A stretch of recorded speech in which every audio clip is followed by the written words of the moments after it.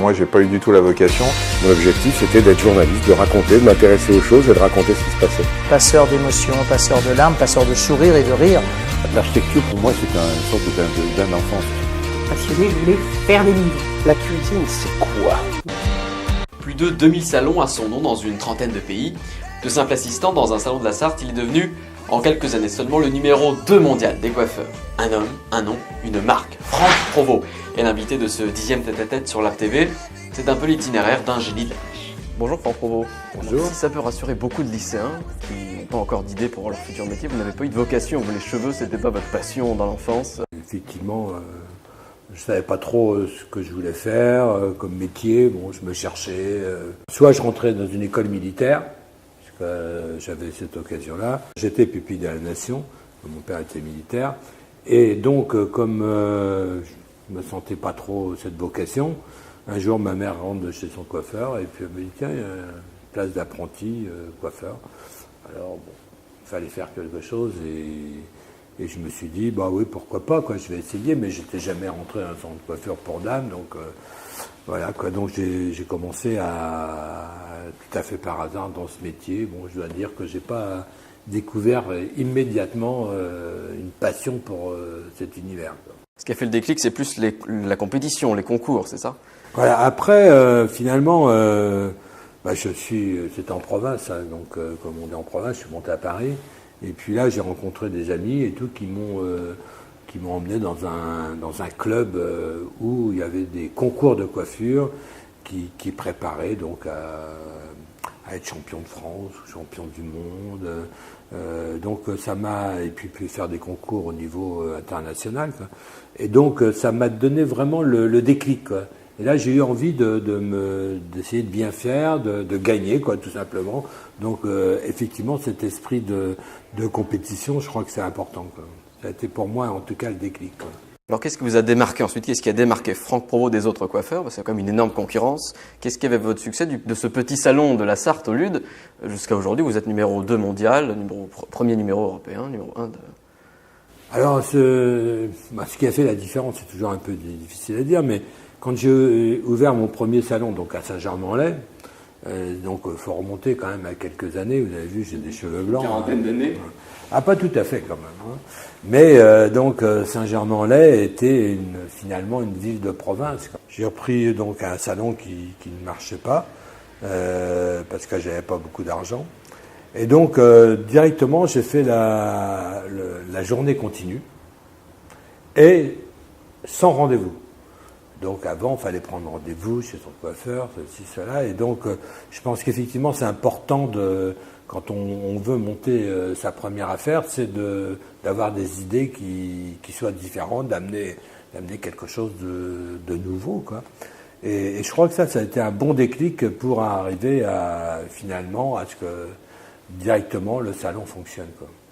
Et donc là ça a tout de suite bien marché et j'ai formé des équipes autour de moi et puis là je me suis dit bon, c'est bien, t'as un bon salon à Saint-Germain-en-Laye, t'as une belle clientèle dans les Yvelines, tout fonctionne bien.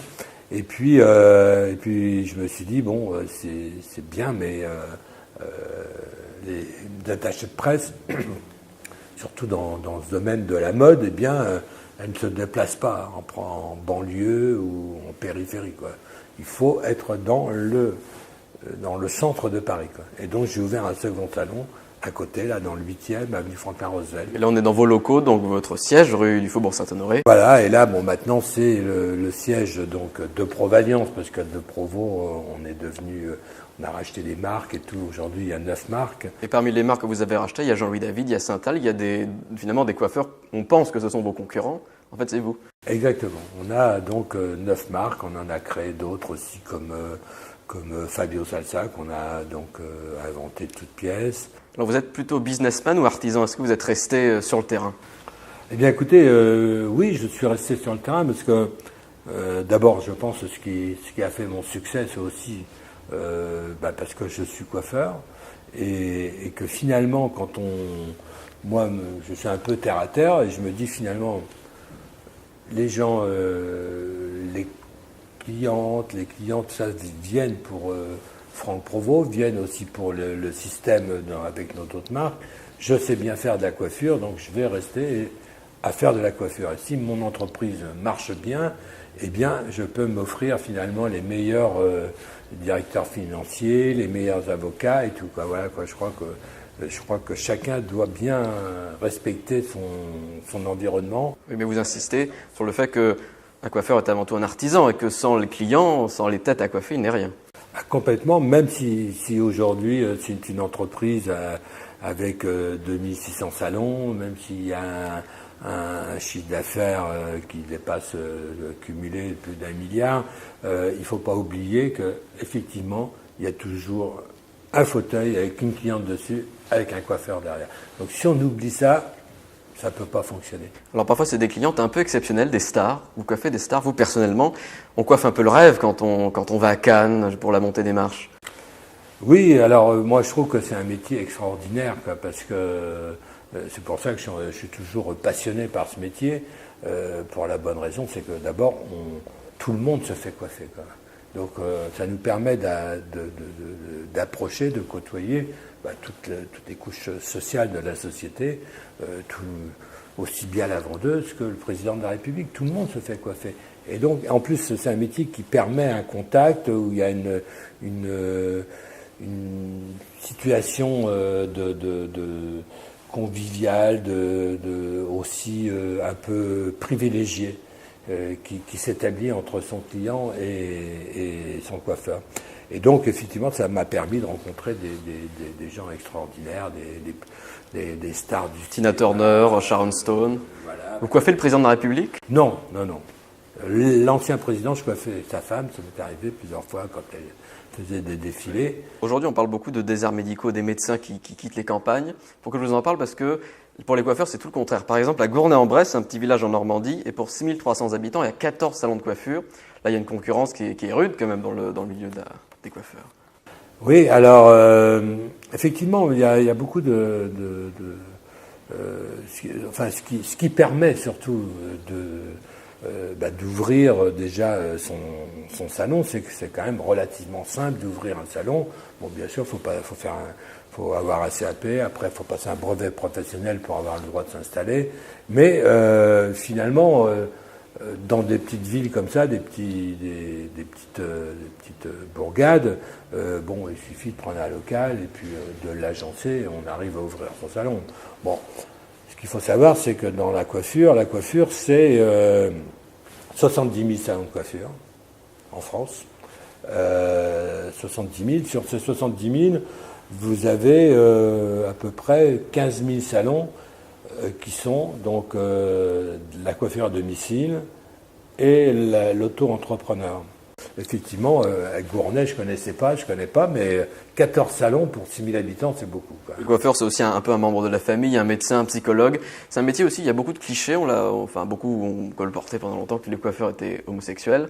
Oui, alors je pense qu'effectivement, depuis quelques années, l'image de la coiffure s'est un peu transformée parce que on a un peu industrialisé ce métier avec des chaînes comme la nôtre, comme d'autres concurrents qui ont rehaussé ce métier parce que c'est quand même un métier où il y a quand même beaucoup de formation. Je crois que c'est le deuxième du secteur en France des métiers qui forment le plus les jeunes.